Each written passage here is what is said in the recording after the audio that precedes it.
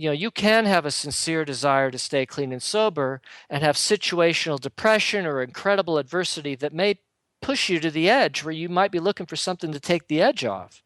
And in all honesty, I wanted to get loaded for about 3 months every day. And so I'm going to share with your listeners what I did to stay away from the first one, because it's the first one that's going to take you out.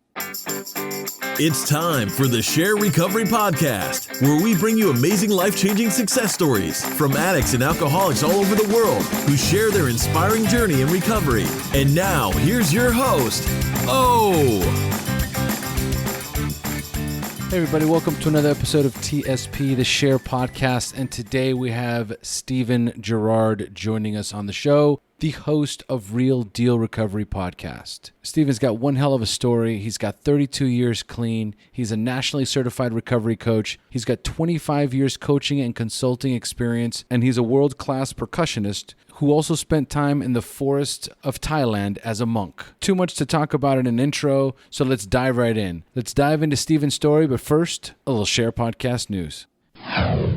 Okay, guys, first of all, thanks so much for everyone who has helped support the SHAIR Podcast. And for those of you listening who would like to know how you can help support the SHAIR Podcast, let me give you a couple of ideas. First of all, the most important one, which is absolutely free, is to leave a rating and review on iTunes. iTunes single-handedly is one of the most powerful ways for people to find the SHAIR Podcast.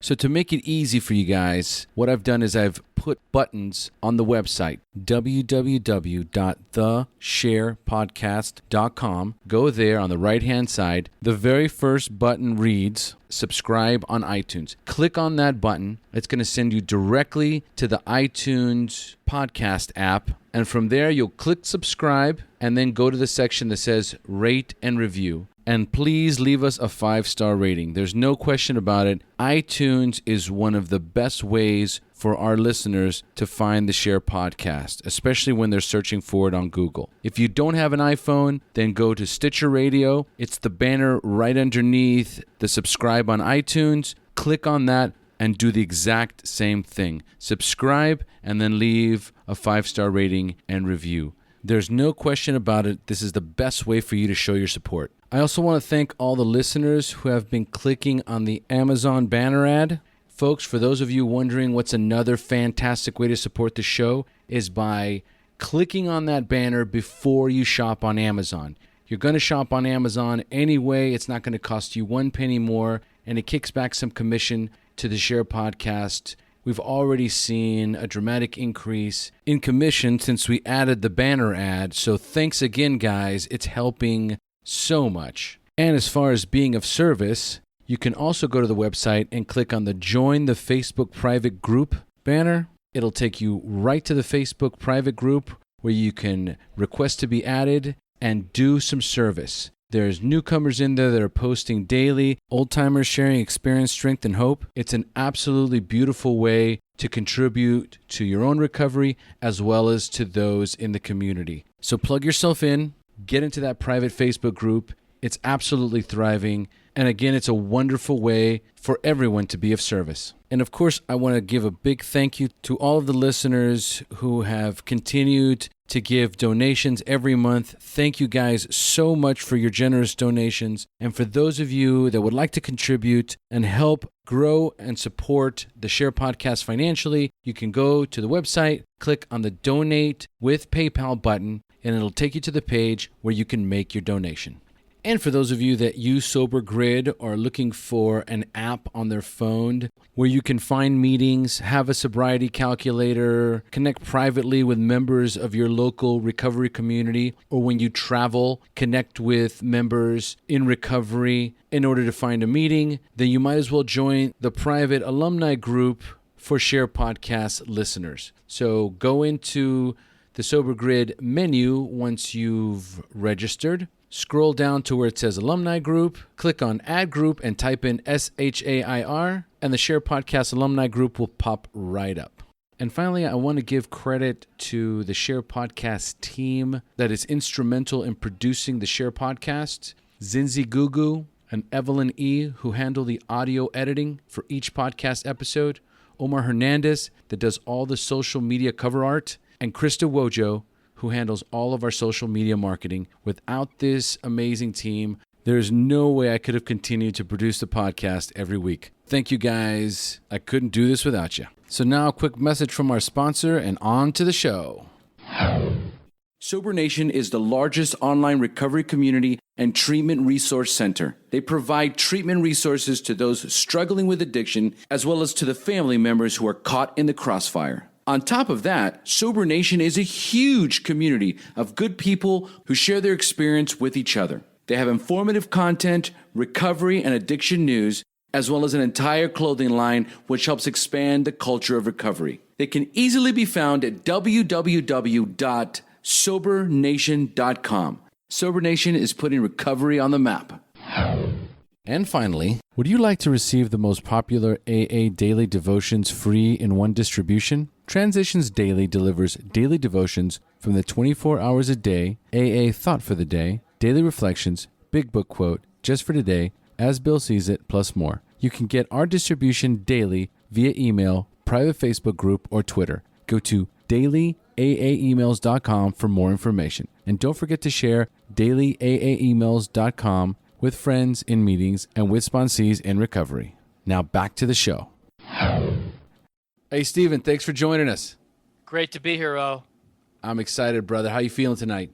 Absolutely fantastic. I just took a walk around Manhattan, so I'm revved up. Dude, that's so cool. You know, is it true that everybody in New York thinks they're cool? Actually, I don't think I'm cool. I don't think I'm cool enough to live in Brooklyn. So I live in Manhattan. I don't have the long beard. You know, I don't have all the right tattoos. So I'm sticking right here in the hood. Oh, comedy, folks. All right. Way to kick this off. You must not be from New York originally. No, originally from Seattle, but, you know, I feel like I drove cab in New York in a past life. All right, man. All right. Okay. Well, let's get into that a little bit. So, folks, today we have Stephen Girard joining us on the SHAIR Podcast, and Stephen is an accomplished percussionist who works with unusual sound sources, including self-made instruments and found objects.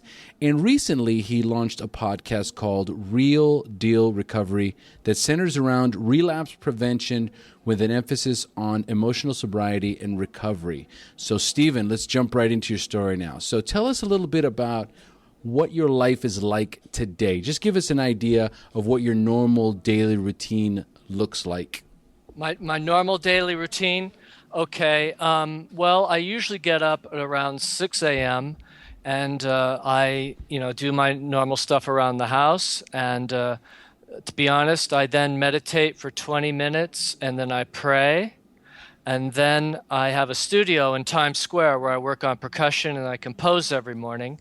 So I have a ritual where even though I pray and meditate at home, I get the express train and I say a prayer, one specific prayer to the 72nd stop as a mantra, and then I say another prayer to Times Square, and then I usually spend at least 2 hours in my studio composing, working with percussion. And then, for example, today, then I went to a school and I teach reading, writing, and arithmetic to autistic students, teens and adults. And then I might come back home after I get done teaching and work on music, or perhaps teach private students after that. So that's kind of a typical day. I try to, even though I've been clean and sober for quite some time, I do endeavor to plan each day around a meeting, not my meeting around the day. So I try to figure out what I do that the night before. And I love going to meetings still. So that's a big part of my day as well. Okay, so tell us what is your clean date and how much clean time do you have? My clean date is June 1st, 1984, and so at the end of this month I'll have 32 years. Oh my God. Yeah. And still making, how many meetings a week do you do on average? I go to about 5-6 meetings a week. Oh my God. Yeah. Okay, you can't see me right now, but I've got like my hands in my head right now because I'm going, oh my God. You're putting me to shame here. I love the meetings. I love the people. And I'll tell you one thing, my recovery has not been boring. And the reason why it hasn't been boring is because I've stuck close to the pack, and it just gives me a lot of energy and a lot of perspective. And, everything I have is the program stamped on it. Dude, that is just beautiful. I love it. I needed to hear that, really. I have been slacking severely on my meeting attendance. And I was one of those guys that had a very strict 4 meeting a week ritual, right? I had 2 morning meetings that I had easy access to, and then 1 night meeting and a Saturday morning meeting. That was just my staple. And since I started doing the podcasts, I've gotten so busy with the podcast, plus I do interviews, then I've just gotten to that point where, I could go to the meeting, but I got to edit this audio, and I have this interview, and we're going to be talking about recovery anyway. But man, that is really inspirational, and you sound really connected. Like I can feel your energy through the mic, and it just sounds like, well, based on what you're doing, you must be practically levitating on a daily basis. Well, the longer I've been clean and sober, the more important being of service has become in my life. Yeah. And I attribute my happiness to being of service. And, it's so far removed from the person that came into the rooms, 32 years ago. And so, in many respects, I've changed in spite of myself. And I believe the reason why I've changed is, in the 12th step, having had a spiritual awakening as a result of these steps, well, a spiritual awakening is oftentimes described as a psychic change.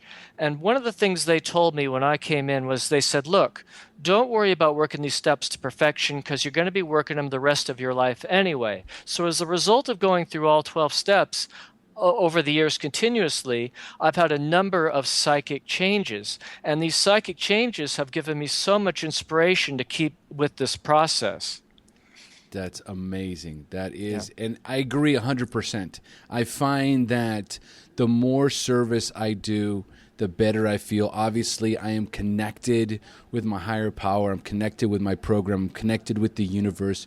When I am seeking to help others, then I'm taking me out of the equation, and me is typically where the problems lie. So it's that constant service attribute, helping others, and in an altruistic way where you're not expecting anything in return, it's been a cornerstone to my happiness, not just my recovery, but just in general feeling happy and whole is definitely, I can definitely attest to it.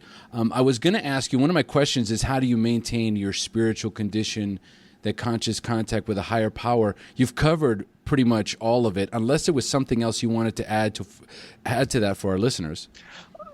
I will say that when I came in, I did not have any experience in turning anything over to a higher power. I survived by my wits. So when the old-timers told me, look, work these to the best of your ability, what they were telling me was, we realize that you're going to be wrestling with a lot of this, but just do your best and be as honest as you're capable of being, and that will carry you through. So if I have a message to anyone that's wrestling with this, just do the best to your, whether you're driving yourself or not, do it to the best of your ability. Man, that is so true. It is. I remember my sponsor told me very early on, you can lie to me, you can lie to the guy in the rooms, you can lie to your boss, but the one person you absolutely cannot lie to is yourself. Yes, and what the steps have meant to me, the process has been really about developing a relationship with myself, because I can't have a relationship with other people that's healthy until I've established a healthy relationship with myself. Now, this I can tell where this is going, man, and I love it already. Okay. This is awesome. So tell us, we're going to start working backwards here. Sure. I want you to tell us about the first time you drank or used drugs, and more importantly, how old you were and how they made you feel. Well, to be honest with you, the first time I really got loaded, I really think it was the first time I ever felt happiness. or joy. And so that really stuck with me. The first time I got drunk, I think I was about 6 or 7 years old. I grew up in an area of Seattle very close to a park where there was a lot of drug activity, so I could very easily go into this park and get high. I started getting loaded on a regular basis in about 7th grade, and it progressed. And, I started having problems, pretty much my first year of high school. I was expelled from the first year of high school.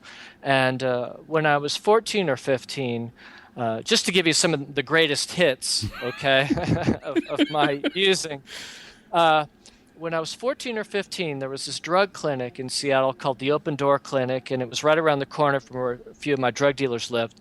And I realized at that age that I was doing things that in my heart I knew were wrong. And I went to this drug clinic and I said, I'd like to speak to a counselor. And I went and spoke to this counselor and I said, I think I'm a drug addict. And the counselor told me I was too young. He told me I was too young to be a drug addict. So Oh that my was God. that was the first time I asked for help, and that was the last time I asked for help until I actually hit bottom. But the reason why I bring that up is the writing was on the wall very early. Well, it's amazing, and we're going to jump into your story right now. But what's amazing more than anything else is how different things are today than back then. And I even like if I try and put myself in the place of the doctor that you went to go see, or the therapist that you went to go see, and you said, I think I'm a drug addict, or I think I'm an alcoholic. And for them to say, oh, no, you're too young for this. It's probably, at least for me, I'm thinking going back 30 years, the idea of being an alcoholic or being a drug addict was almost like saying that I don't know, I had leprosy or something, right? Like, I don't even want to touch you, that kind of a thing. And to dissuade you, almost like, no, don't even go there. Like, forget about that. No. You're too young for this. You know what I mean? I'll be 54 in June. I turned 54 on June 9th. So we're looking like 40 years ago. And, back then it certainly was much more of a moral issue than it certainly is today. Yeah, I think just in general, just the idea of having to have that conversation was probably more tough for the therapist than it was for you. Well, it took some guts to go in there, I'll tell you that. But no question about it. And not only that, just already having the sense or understanding of where you were going, that's I would say it's a God shot. Just all in and of itself, that already you had that instinct of, man, there's something wrong with me, and I've got a pretty good idea of what it is, and I need help. And 40 years ago, that was it was so much tougher than it is today. So, anyway, let's get into that.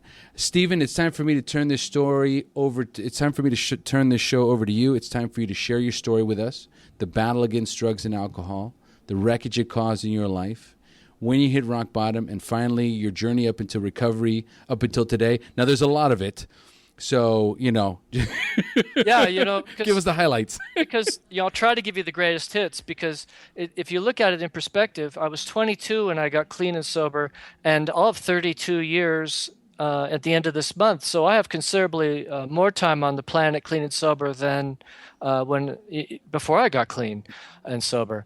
I'll pick up from 15. Because that's where I just left you off. Right. I'll give you the next greatest hit. When I was 16, I have a friend. He actually went on to become quite the pop star. I won't mention his name. And we went down to the downtown public library in Seattle and checked out an overhead projector. And we made this board, and we made the most foolproof fake ID. So at 16, I now have a license to go into any state liquor store. I'm hitting bars. I'm hitting rock clubs. And, I have access to more drugs now. I'm running around with people a lot older than me. And this pretty much set the stage for me getting expelled from the next high school that I went to. Okay. Right. And, a 16 and 17-year-old high school student should not be in the pub every night, or should not be doing that sort of thing. And it progressed. And when I was 19, I moved to San Francisco to play in a band, and I started using harder drugs. And I remember, like, within a few years of getting clean and sober, all of the people that I used drugs with from this time period, most of them have died from drug overdoses. And anyway, really so much unmanageability in this 1 year in San Francisco. I almost bled to death once when I got cut. I overdosed. What do you mean? What do you mean? Just, you cut yourself how?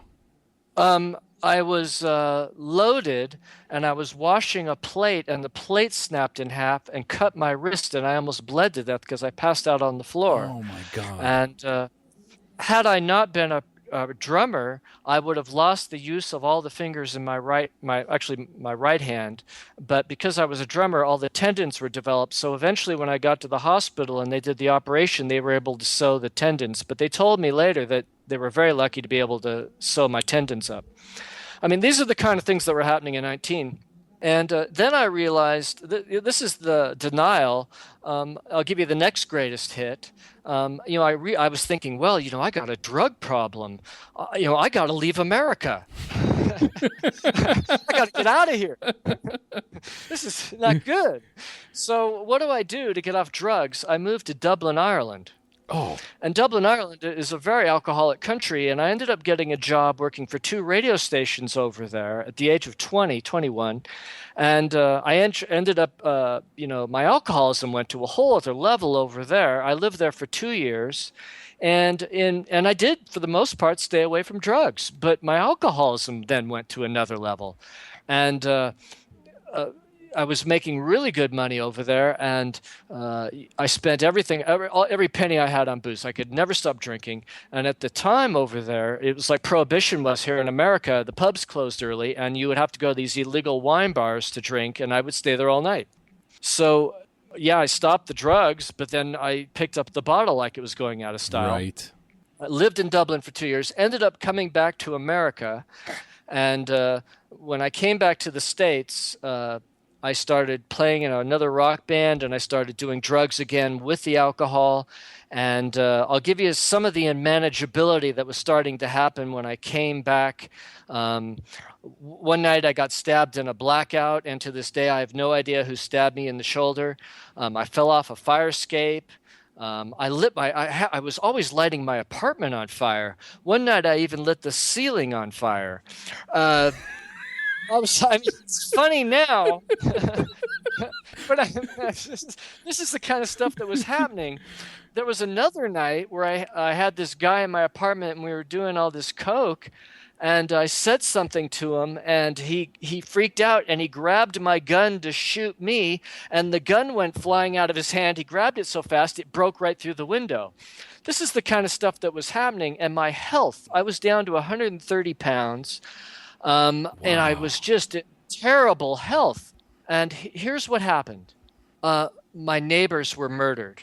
And these are people that I'd known for a number of years. What happened was my parents were out of town, and I was staying in their house, drinking around the clock and doing drugs. And while I was staying there, the neighbors were murdered. And I was in a panic because I had been in the blackout for most of the week, and I didn't know what I was going to tell the police because I didn't know where I had been. And over the course of those 2 or 3 days after they were murdered, I started to have a spiritual awakening where I was able to look at my life in a way that I hadn't ever before. I knew intellectually I was a drug addict and an alcoholic, but I didn't believe it in my heart. And when this happened, I heard a voice come to me. Now, it could have been, a delusion of some sort or what have you. I like to think it was my higher power telling me that I could stop. And I went to a hospital. I checked into the hospital. I called up a friend of my dad's, and I'd never been to treatment before. I said, "You just have to lock me up somewhere." Right. And I went to this hospital, and I was so willing. I was really willing. And I had stopped drinking at like 4 o'clock that morning, and when they took my alcohol blood count, it was like over twice the legal limit for driving. So I could have been close to alcohol overdose if you look at the oxidation rate from that many hours before. Oh, yeah. And And I got out of that. And here's if you're new, I'd really appreciate it if you would listen up. I did everything they told me to do. When I followed the suggestions, and I got a sponsor the week I got out of that hospital, and I did some things that a lot of people don't normally do. My sponsor said, I highly recommend you make 7 recovery calls a day. So in between the meetings, I bookended my day with meetings. I went to a meeting in the morning, and I usually went to a meeting later in the day. And in between those meetings, I made 7 recovery phone calls, because I still wanted to drink and drug when I got out of that treatment center, because I'd been doing it my whole life. And so reaching out and making those phone calls, I would call people up and I would say, this is a practice call. So when I wanted to use, this is before mobile phones and such, I was really good at picking up the phone and asking for help. And that is the reason why I have not relapsed, is because I have continued to ask for help. So it's something I can sum up my recovery in 2 words: giving and asking. Giving of myself to others, being of service in and out of the rooms, and asking for help from other people in the program, outside help when it's been needed, and from a higher power. So I mentioned I bookended my day with meetings. I also got like 3 to 4 commitments. And I was really active, and I changed my playmates, my playgrounds, and my playthings, and I pretty much changed. And I started running with people that were really serious about staying clean and sober. They say don't take people's inventory, but I did, because I wanted to know who was serious about staying clean and sober. Because I was not messing around. I mean, the way I look at it was, I think if you need to be excited about your recovery, man, and the more you put into it, the more you're going to get out of it. And so I developed a foundation in those early years that has served me really, really well. And I think I'll get to that later on when I talk about what happened in 2001, because that's a big part of my story in recovery. Because, one of the promises is we will not regret the past, nor wish to shut the door on it. Well, there might be adversity that happens in recovery that you're not going to wish to shut the door on either, that you're going to be able to turn around into a positive. So, I got that foundation, and, I had, like I mentioned earlier, I had a really hard time with, third step, prayer and meditation, anything to do with a higher power I really wrestled with. And I'll tell you some of the things that I've done in recovery that kind of surprised me.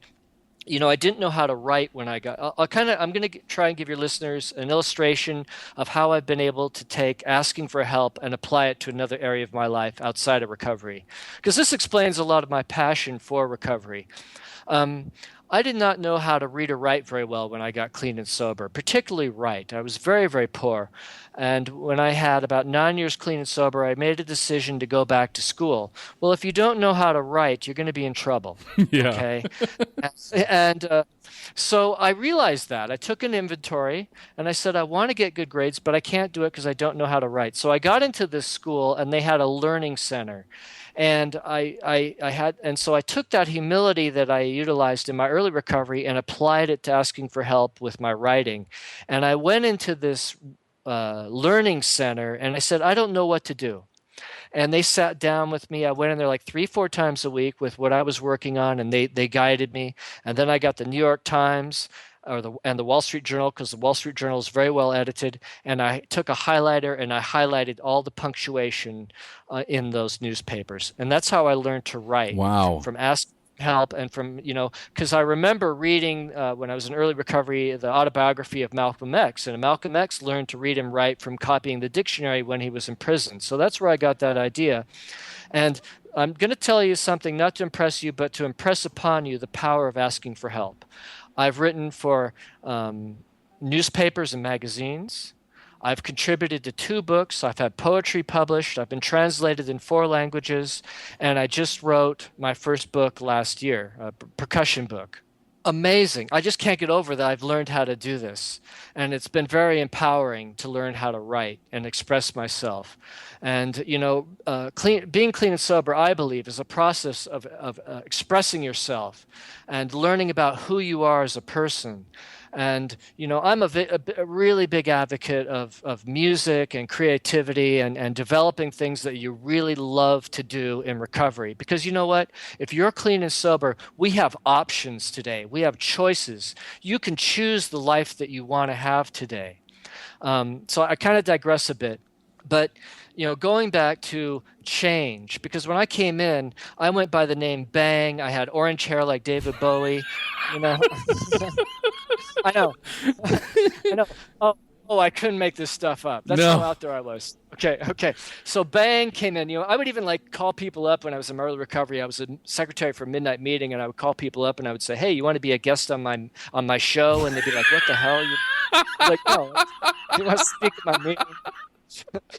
People were coming to the meeting just to see what Bang was going to wear. Anyway, but. Okay, so you got this guy named Bang. He weighs 130 pounds. He's crazy, right? Spirituality was so far removed from my life.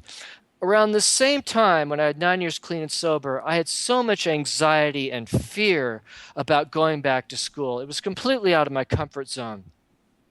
So I found these monks from Thailand about 35 miles out of town, and I went out on the weekends and I started meditating with them. And that really was kind of the beginning of me kind of getting out of the way. And the next year, they said, well, we really think you should take it to the next level. So the next year, when I had 10 years clean and sober, this is, 22 years ago, I went to Thailand to the forest and became a forest monk. And I did that for almost 6 months. And so that was a really beneficial experience in recovery.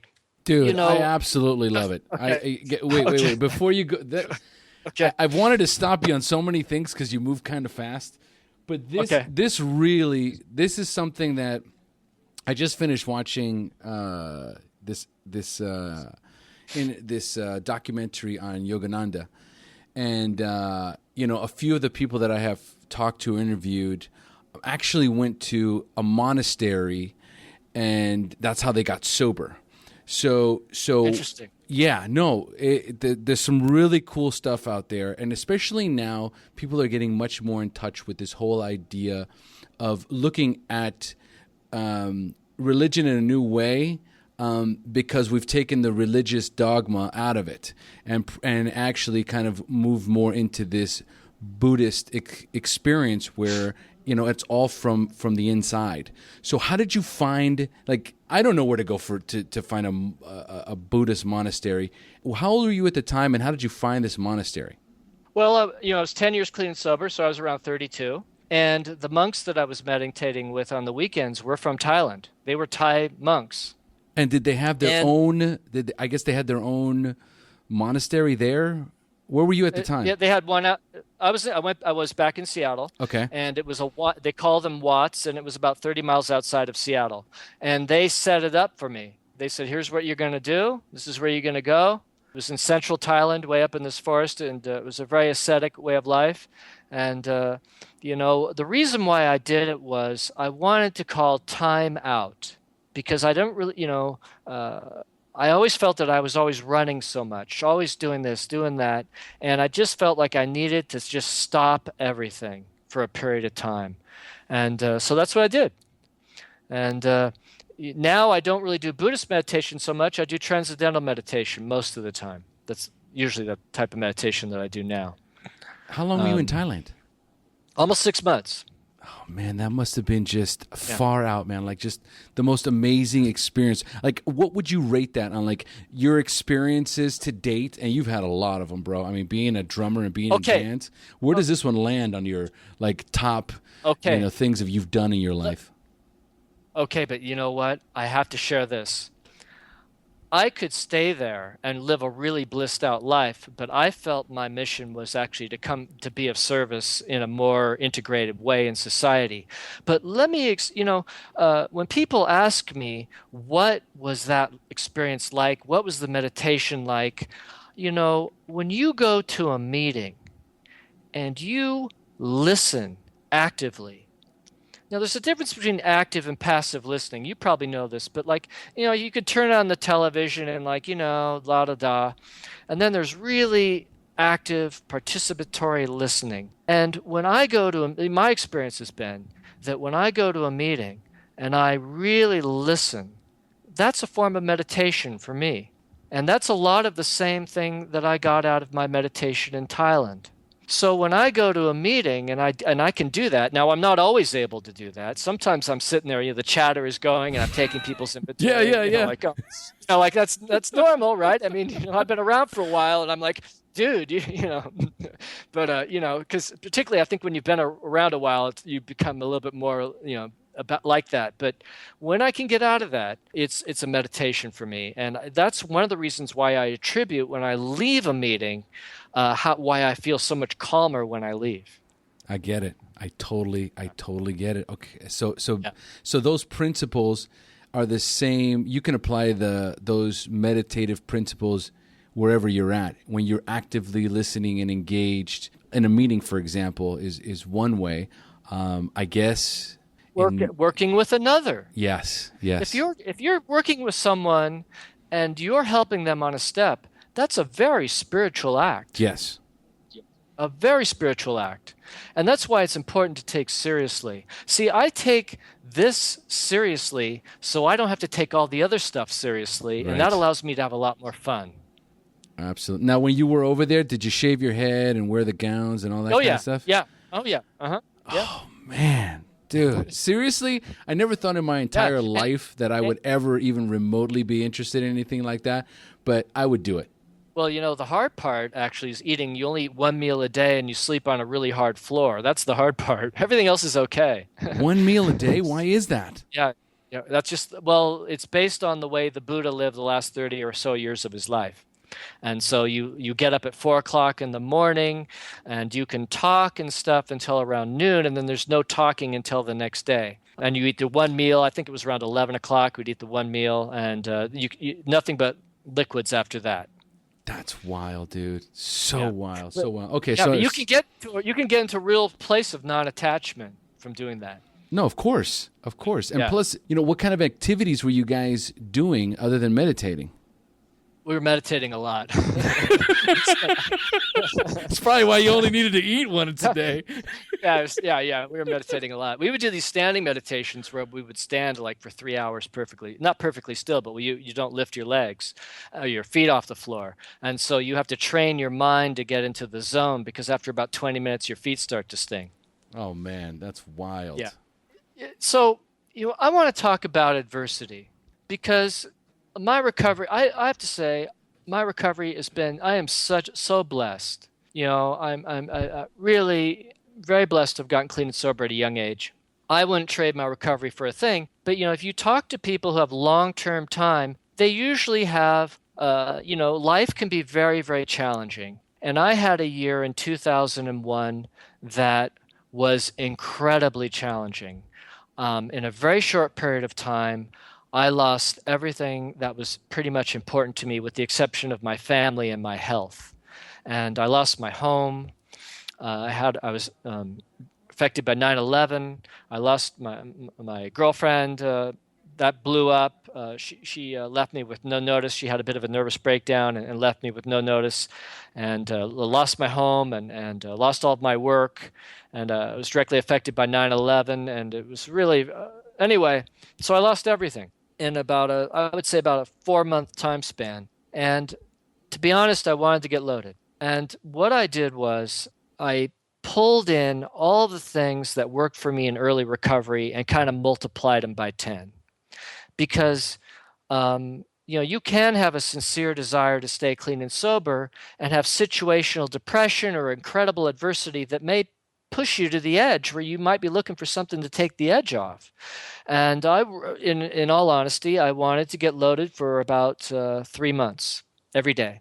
And so I'm going to share with your listeners what I did to stay away from the first one, because it's the first one that's going to take you out, not the second or third. Mm-hmm. Yeah.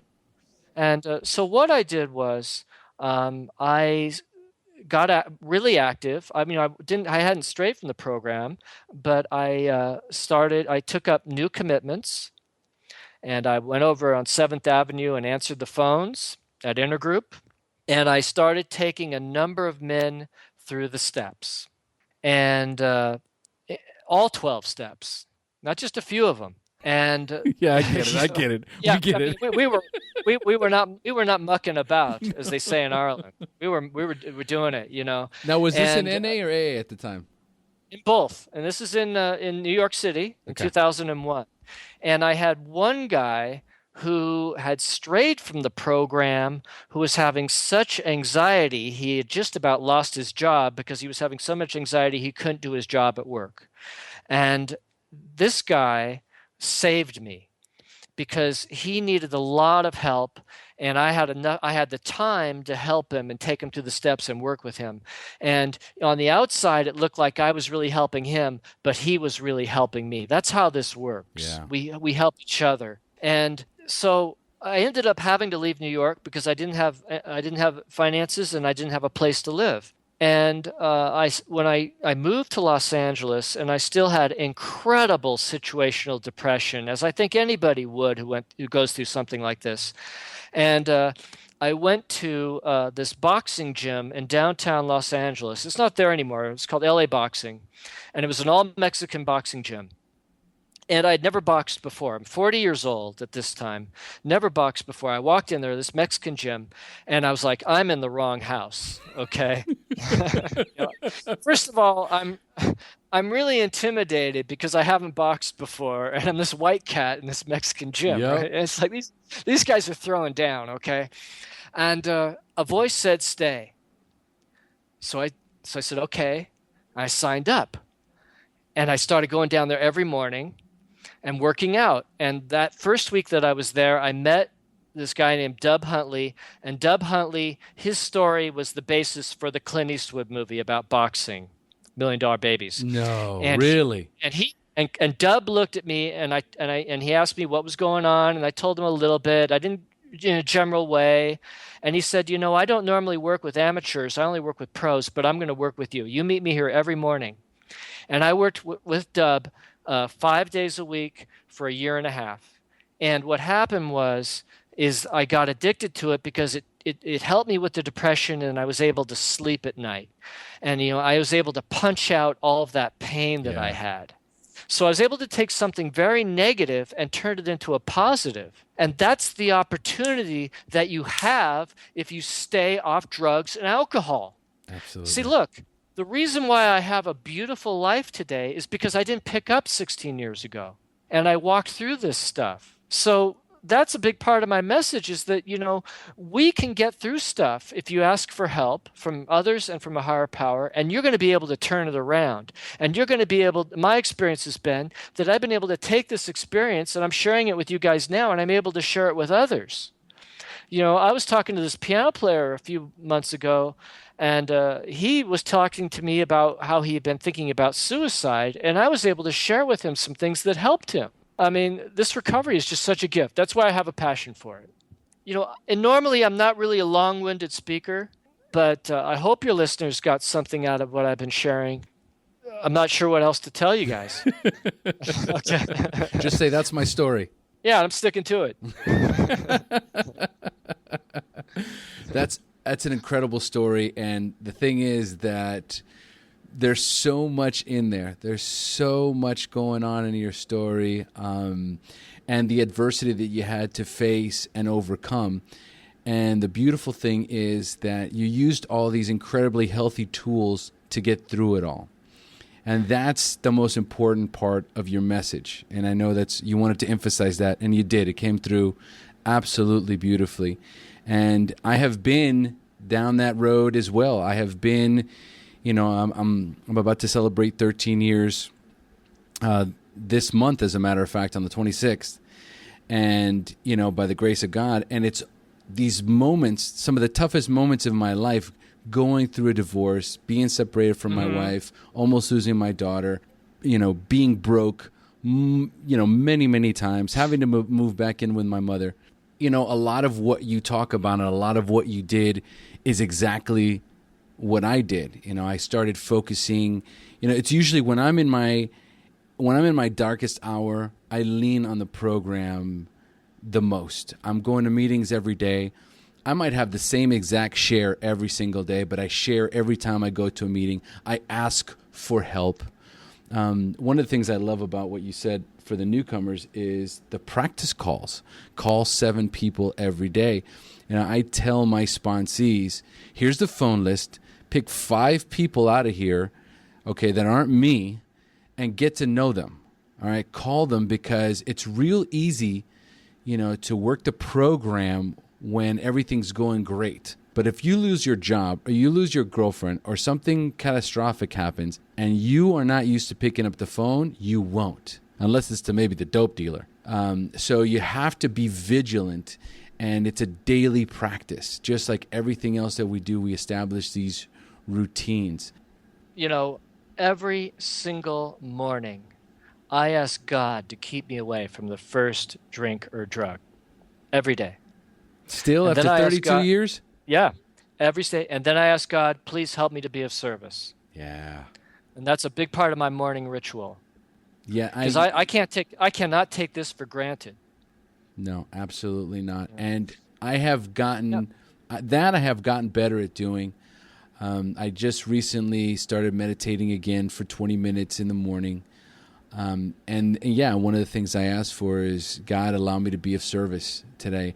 And the thing is that because of the podcast, and I want to talk about that right now, as a matter of fact, too. I want to springboard into that. But so many of the things, the podcast is on Twitter, is on Facebook. And so what happens is I have a private group on Facebook, and it's all with people that are in recovery. So it's a very safe haven for individuals to feel comfortable to talk about recovery in there. And so much of it is the resistance to change, resistance to go to meetings, resistance to adopt a higher power in their lives. And so what I found is that the private accountability group is almost like a bridge that helps some of these people that are so resistant to allowing the beauty that is recovery and all that comes with it actually to come into their lives, because they get suggestions from the other people and the members. There's now we're close to 900 members inside that private group. So when someone talks about, man, you know what, I'm just not sure about going to meetings, or I don't know about this whole God thing and higher power things, you got 15 people that post something.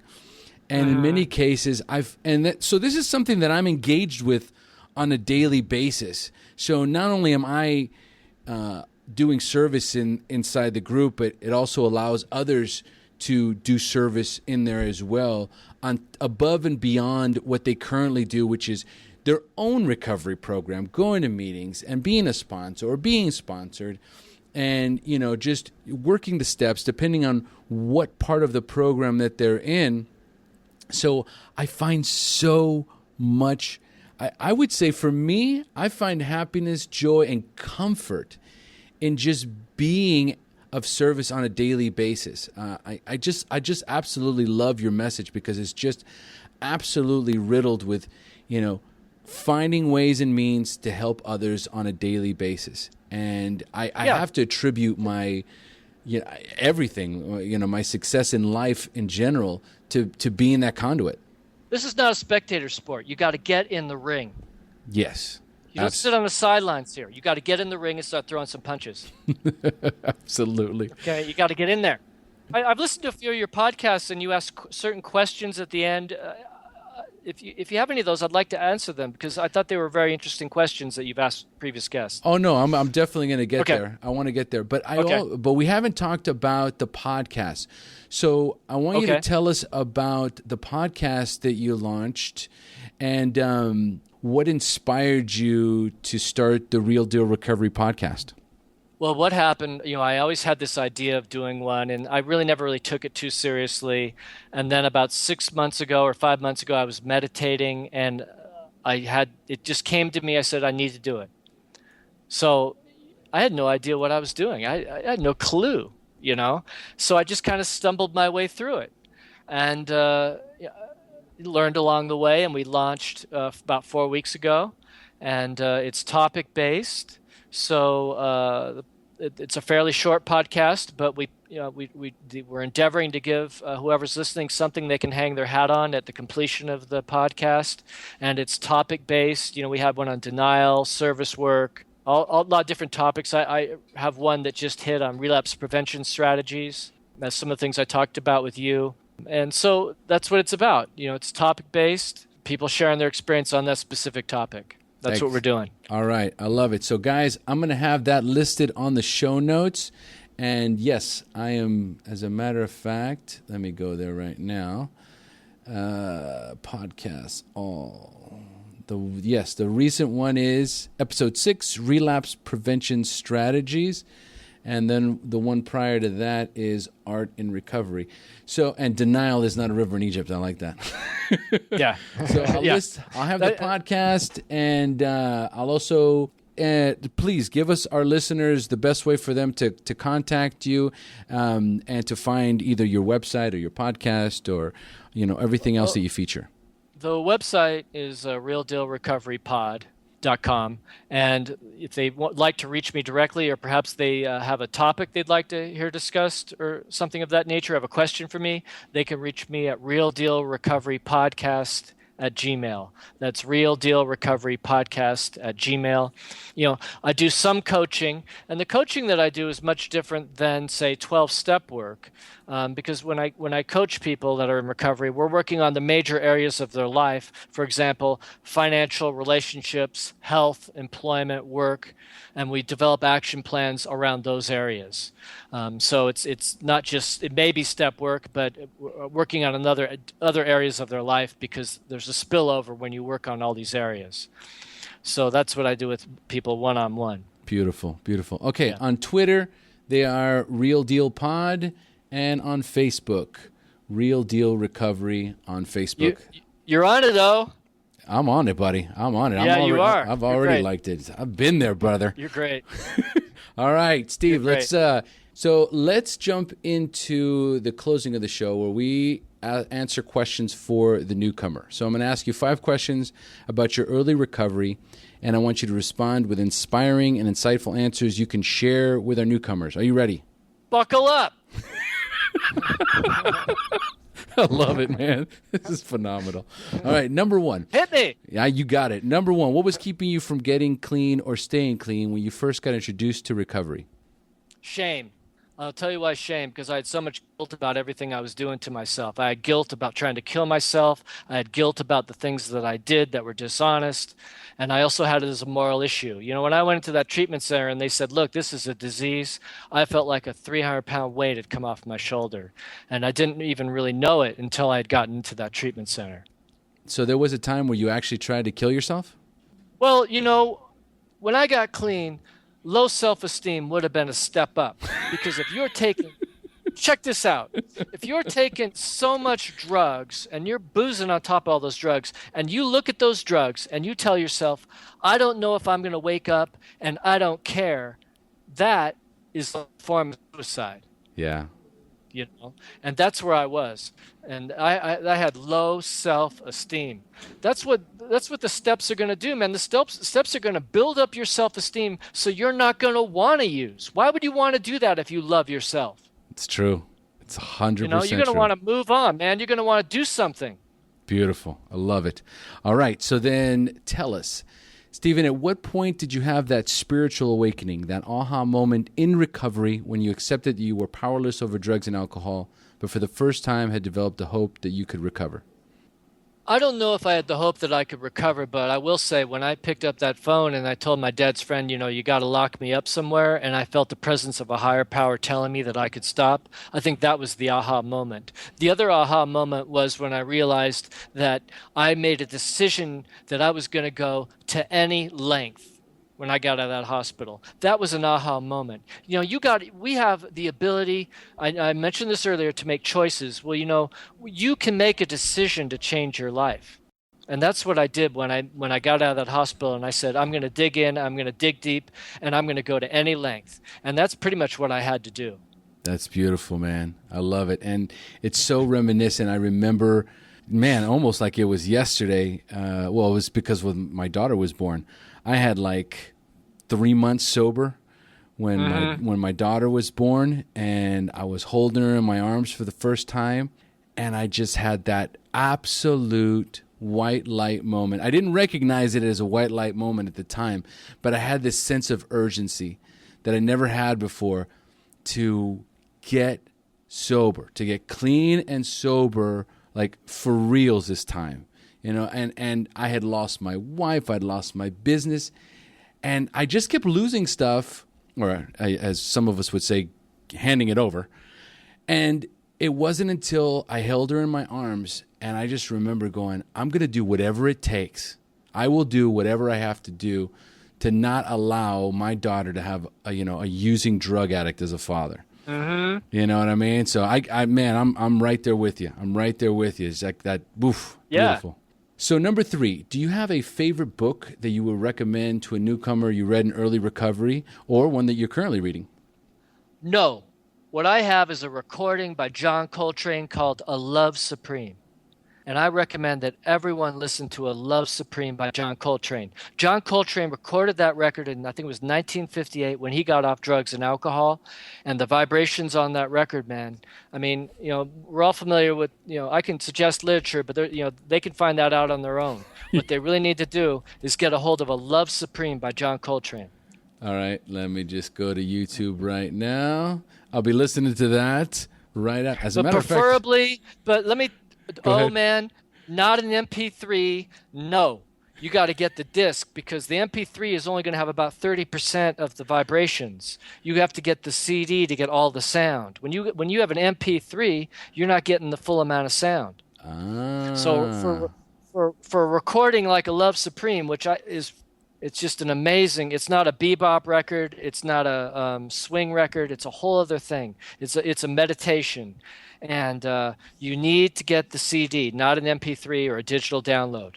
All right. Well, some of our listeners are just not going to go out and get the CD. So well, you know what? They can check it out on YouTube or whatever, but go buy it then after that. All right. Exactly. For us, it's all about the steps. Okay. I love it, man. I love it. Okay, yeah, I know. I have been accused of being a little bit fanatical.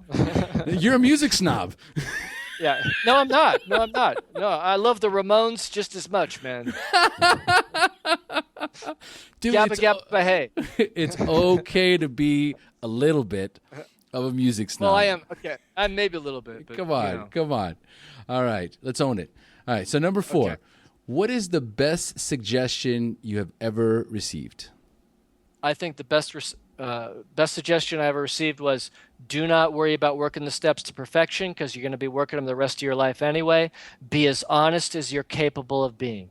And I think that was the best advice I ever got. Beautiful. And then number 5, if you could give our newcomers only one suggestion, what would that be? I think asking for help and learning to ask for help is crucial to refraining from a relapse. So I would have to say that